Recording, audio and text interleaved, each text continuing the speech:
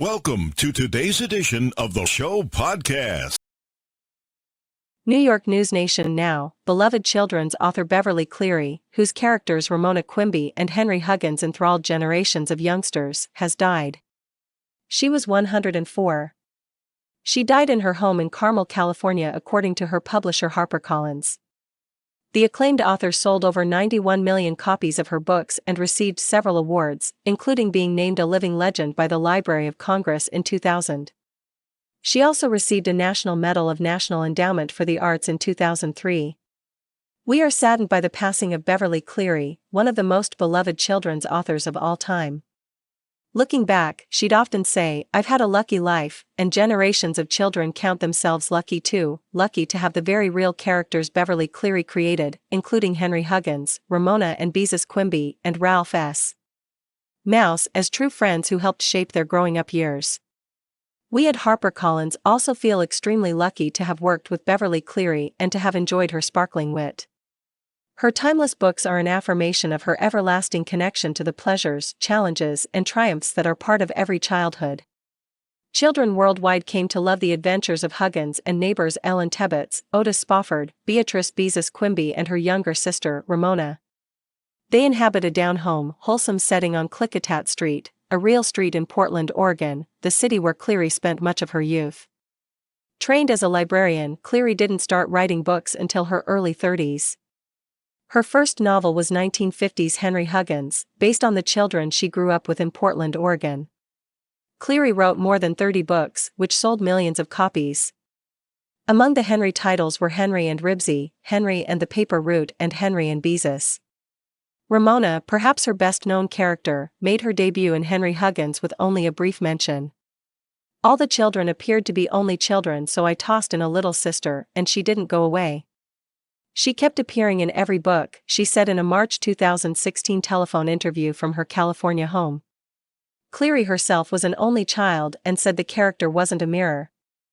"I was a well-behaved little girl, not that I wanted to be," she said. At the age of Ramona, in those days, children played outside. "We played hopscotch and jump rope, and I loved them and always had scraped knees." In all, there were 8 books on Ramona between Beezus and Ramona in 1955 and Ramona's World in 1999. Others included Ramona the Pest and Ramona and Her Father. In 1981, Ramona and her mother won the National Book Award. Cleary was born Beverly Bunn on April 12, 1916, in McMinnville, Oregon, and lived on a farm in Yamhill until her family moved to Portland when she was school age. She was a slow reader, which she blamed on illness and a mean-spirited first-grade teacher who disciplined her by snapping a steel-tipped pointer across the back of her hands. Her mother set up a library for the small town in a lodge room upstairs over a bank, NewsNation affiliate KOIN-TV reported.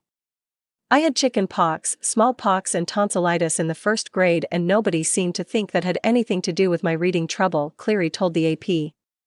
"I just got mad and rebellious.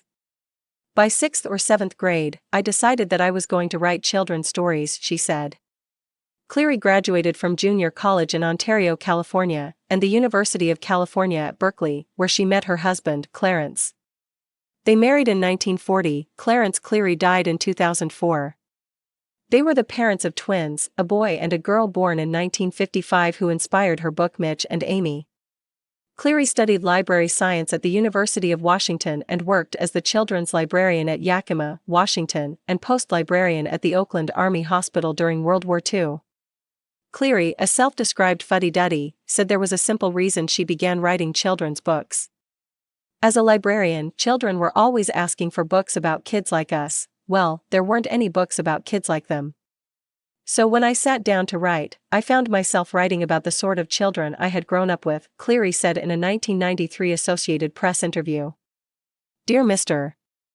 Henshaw, the touching story of a lonely boy who corresponds with a children's book author, won the 1984 John Newbery Medal for the most distinguished contribution to American literature for children.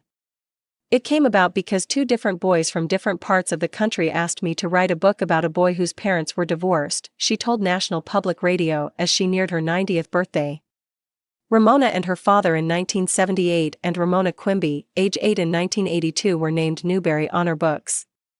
Cleary ventured into fantasy with The Mouse and the Motorcycle, and the sequels Runaway Ralph and Ralph's Mouse. Socks, about a cat's struggle for acceptance when his owners have a baby, is told from the point of view of the pet himself.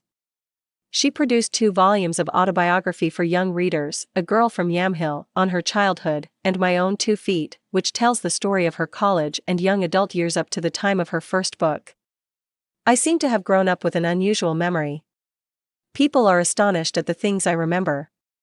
I think it comes from living in isolation on a farm the first 6 years of my life where my main activity was observing, Cleary said.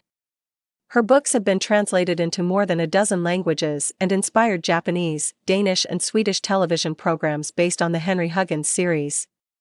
A 10-part PBS series, Ramona, starred Canadian actress Sarah Polley.